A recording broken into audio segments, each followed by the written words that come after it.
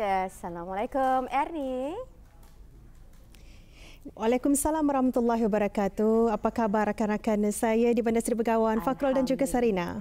Sehat, ceria. Sehat. Macam mana keadaan raya di daerah Tutong, Ernie?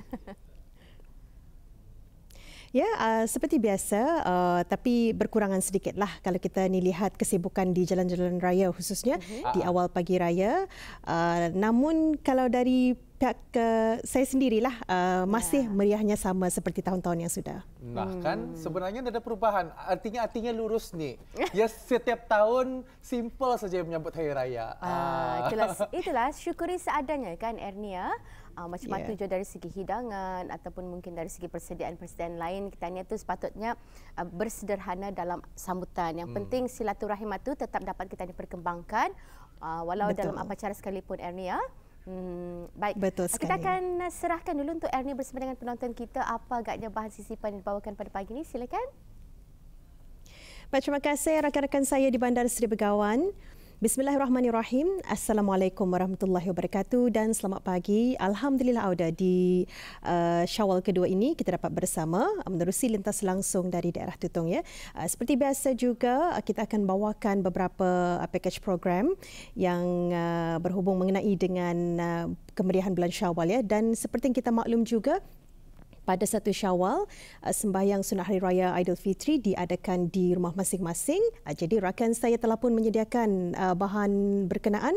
Kita terus saksikan yang telah pun disediakan untuk pagi ini.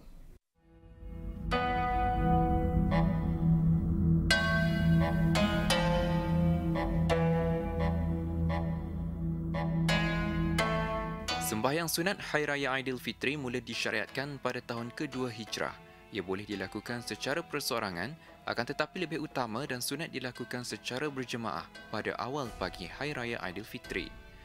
Hukum sembahyang Hari Raya Aidilfitri itu adalah sunat muakkadah, iaitu sembahyang sunat yang amat dianjurkan untuk dikerjakan oleh orang yang mukallaf, sama ada lelaki atau perempuan yang bermukim atau yang sedang musafir. Kelazimannya sembahyang sunat Hari Raya Aidilfitri itu dilakukan di masjid-masjid. Namun pada tahun ini, umat Islam di negara ini disarankan dan digalakkan untuk mengerjakan solat sunat Hari Raya Aidilfitri di rumah kediaman masing-masing berikutan ancaman penularan COVID-19 di negara ini.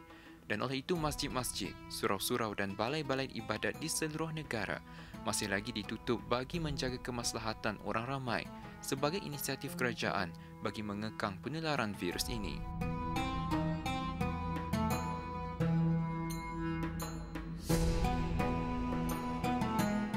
Bagi kemudahan orang ramai melakukan solat sunat tersebut, buku panduan sembahyang sunat Hari Raya Aidilfitri beserta teks khutbah Hari Raya Aidilfitri pertama dan kedua telah pun disediakan dan diagihkan oleh Kementerian Hal Ehwal Agama melalui Jabatan Hal Ehwal Masjid.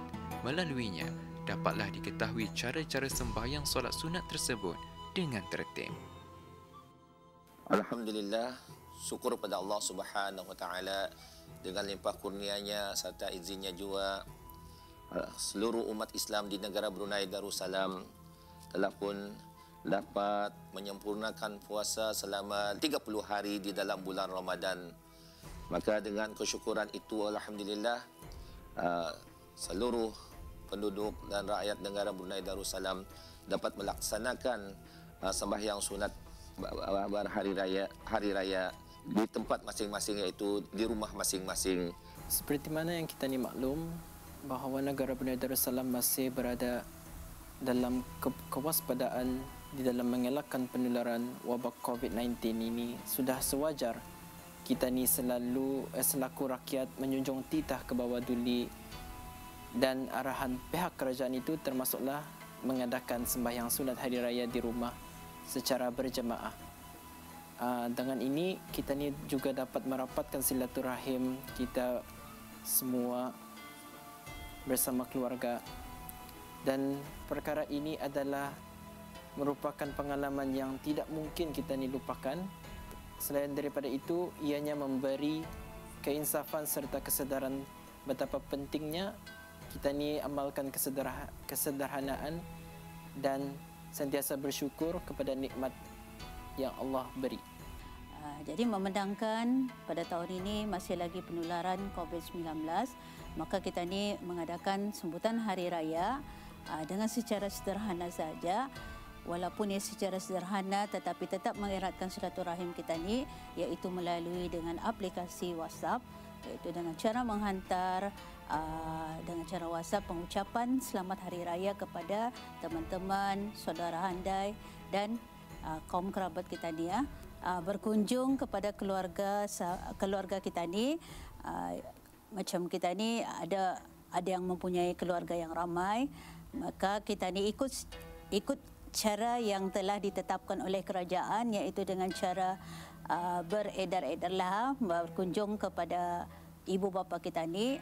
Ini adalah salah satu cara untuk mengelakkan daripada kita ni dijangkiti penyakit yang berbahaya ni, ya COVID-19 ni.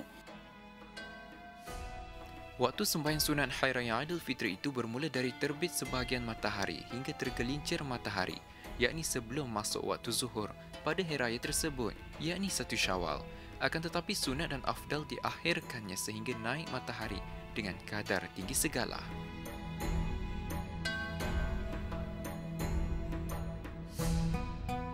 Sembahyang sunat ini dikerjakan dengan 2 rakaat bersama-sama dengan takbir. Segala rukun, syarat dan sunat sembahyang sama dengan sembahyang-sembahyang yang lain. Hanya pada sembahyang Hari Raya ini disunatkan lagi bertakbir 7 kali pada rakaat pertama dan 5 kali pada rakaat kedua. Sunat juga dibacakan 2 khutbah selepas mengerjakan sembahyang Hari Raya, yang dimulakan dengan khutbah pertama dengan bertakbir sebanyak 9 kali dan khutbah kedua bertakbir sebanyak 7 kali. Namun tidak disunatkan berkhutbah bagi orang yang mengerjakan sembahyang sunat Hari Raya secara bersendirian. Begitu juga bagi jemaah perempuan, melainkan ada lelaki yang membaca khutbah untuk mereka.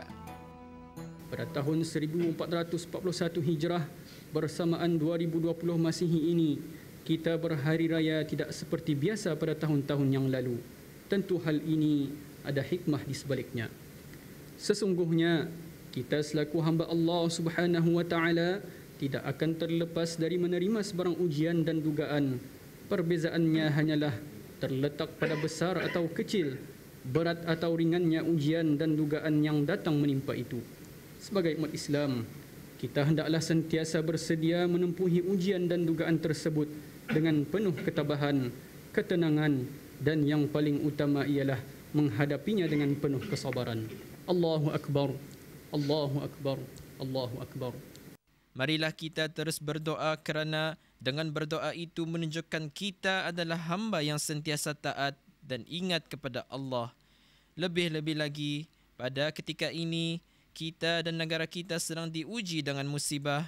Maka, sebagai orang Islam, anggaplah ujian dan musibah ini sebagai satu teguran dan peringatan daripada Allah Subhanahu wa taala supaya kita menuruti jalan agamanya yang sebenar dan meneguhkan iman dan beramal ibadat hanya kepada Allah Subhanahu wa taala. Marilah kita sama-sama meraihkan hari kemenangan ini dengan mentaati apa yang telah diajarkan di dalam agama kita, menjauhi perkara-perkara yang dilarang, sentiasa taat dan patuh kepada Allah Subhanahu wa taala dan Rasulnya. Bersempena hari yang mulia ini, marilah kita mengambil dari sudut yang berpositif dan hikmah di sebalik berlakunya jangkitan wabak COVID-19 ini.